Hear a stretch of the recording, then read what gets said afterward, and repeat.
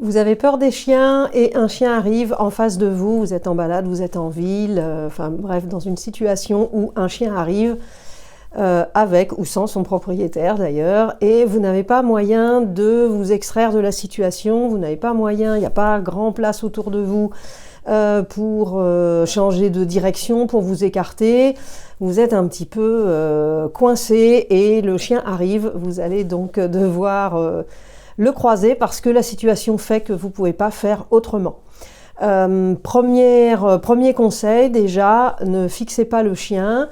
Déjà, le chien risque de ne pas bien recevoir le message, l'interaction, parce que fixer les chiens quand ils se fixent dans les yeux l'un envers l'autre, c'est de la malpolitesse. Donc, il y a plein de chiens qui n'aiment pas ou qui ont du mal avec le fait d'être fixés dans les yeux pas par leur famille, mais par des gens inconnus.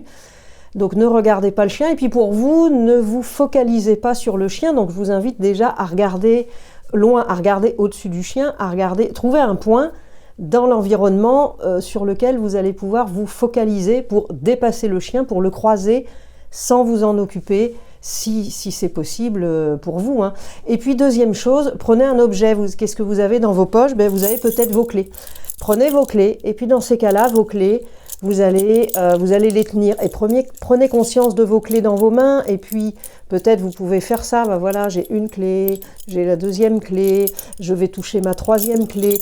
L'idée, c'est d'avoir une communication tactile avec un objet que vous avez dans vos poches à ce moment-là. On a souvent nos clés, ça peut être aussi votre téléphone portable, pourquoi pas, mais l'idée, c'est vraiment ça, c'est de prendre cet objet en main, éventuellement de le passer d'une main à l'autre, et puis de vous vraiment focaliser de manière tactile sur cet objet.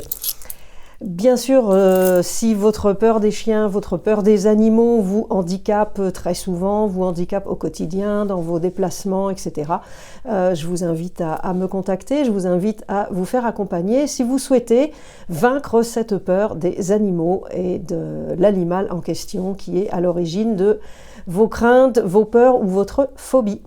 À bientôt!